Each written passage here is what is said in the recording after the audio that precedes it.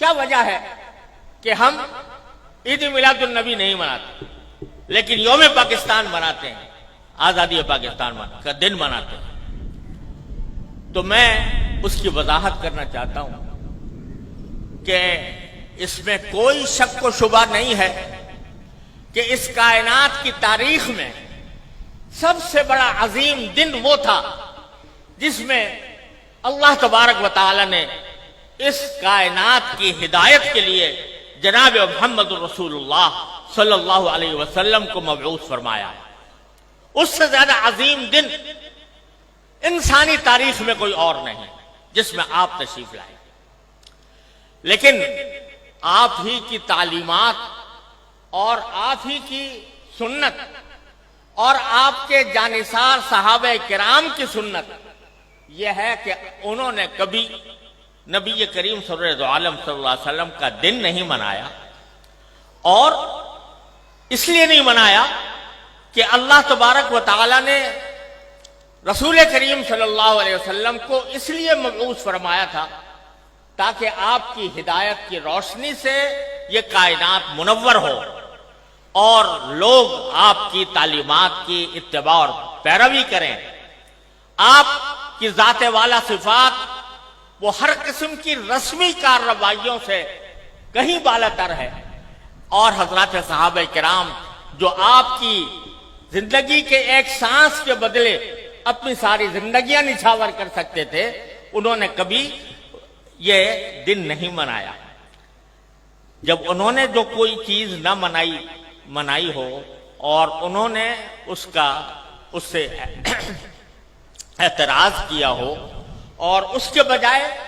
ساری زندگی اتباع سنت کی کوشش کی ہو، اس کو اگر ہم منانا شروع کریں تو دین کے اندر ایک اضافہ ہوگا، دین کے احکام میں ایک اضافہ ہوگا، اور دین کے کام میں کوئی اضافہ وہ بدعت کہلاتا ہے۔ من احدث فی امرنا ھذا فہو رد، تو وہ بدعت بن جاتا ہے کیونکہ وہ ایک مذہبی معاملہ ہے۔ عید میلاد النبی مذہبی تقریب کے طور پر منائی جاتی ہے، مذہبی عید کے طور پر، عید کا نام اس کا رکھا گیا ہے، اور وہ مذہبی تقریب ہے، اور مذہبی تقریب اگر کوئی شخص مذہب کا حصہ سمجھ کر وہ